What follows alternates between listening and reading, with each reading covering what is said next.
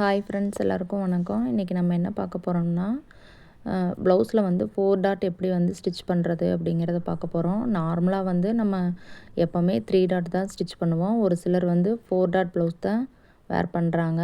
அதனால் வந்து இது எப்படிங்கிறத நம்ம இந்த வீடியோவில் பார்க்கலாம். பாருங்கள், ஃபஸ்ட்டு வந்து மெயின் டாட் வந்து எப்போவும் போல் பிடிச்சிக்கோங்க. அப்புறம் சைடில் வர டாட்டும் நார்மலாக பிடிச்சிக்கலாம். இப்போ நான் வந்து மெயின் டாட் வந்து பிடிச்சிட்டேன். அதுக்கப்புறமா ஹூக் பட்டிக்கிட்ட வர்ற டாட் வந்து இப்போ பிடிச்சாச்சு. அதுக்கப்புறமா இப்போ ஹூக் பட்டி சைடு இருக்கிற டாட் நம்ம பிடிச்சிருக்கோம் இல்லைங்களா, அதுக்கு ஸ்ட்ரெயிட்டாக ஆப்போசிட்டில் வந்து ஒரு டாட் வந்து நம்ம பிடிக்கணும். நம்ம வந்து எப்போவுமே 3 டாட் ப்ளவுஸில் ஹூக் பட்டிக்கிட்ட இருக்கிற டாட் பிடிச்ச உடனே ஹார்ம் கோல் டாட் பிடிச்சிருவோம். ஆனால் இதில் வந்து அந்த மாதிரி பிடிக்கக்கூடாது. ஹார்ம் கோல் டாட்டு தான் லாஸ்ட்டாக பிடிக்கணும். இப்போ பாருங்கள், நான் ஹூக் பட்டிக்கிட்ட இருக்கிற டாட் வந்து பிடிச்சதுக்கப்புறமா அதுக்கு ஸ்ட்ரெயிட்டாக ஆப்போசிட்டில் ஒரு டாட் வந்து பிடிச்சிருக்கேன்.